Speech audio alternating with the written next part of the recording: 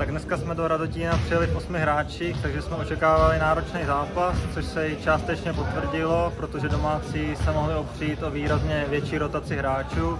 Nicméně nám velmi dobře putoval balón, vyhověli jsme si, i jsme se velmi dobře dokázali vyrovnat s tlakem domácích a nakonec jsme zaslouženě vyhráli poměrně jednoznačným rozdílem.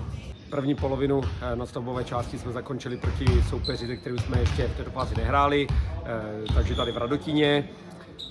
Jsme rádi, že jsme duel dokázali vyhrát. Od první minuty, respektive od první čtvrtiny jsme postupně budovali náskok. V poločase jsme měli nějaký 15-bodový polštář.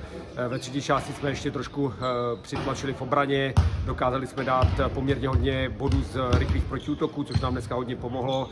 Nakonec jsme natáhli ten zápas na nějakých 20-30 bodů, nebo 20, který jsme tak nějak kontrolovali v tom druhém poločase a utkání jsme dovedli do vítězství. Dneska se prosadilo poměrně dobře všechny hráči vlastně z té sestavy osmičlenný, co dneska dorazila. Všichni dali alespoň 7 bodů. Takže spokojenost z tohohle pohledu.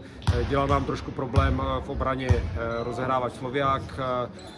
Trošku jsme změnili obranu ve druhém poločase a bylo to ve třetí čtvrtině vidět, kdy jsme z toho měli právě nějaký zisky a párkrát jsme ho tam obránili. Takže tohle bylo fajn. Takže myslím si, že dobrý zápas, kluci si to užili, diváci věřím taky. Vysoký vítězství, padla jistovka.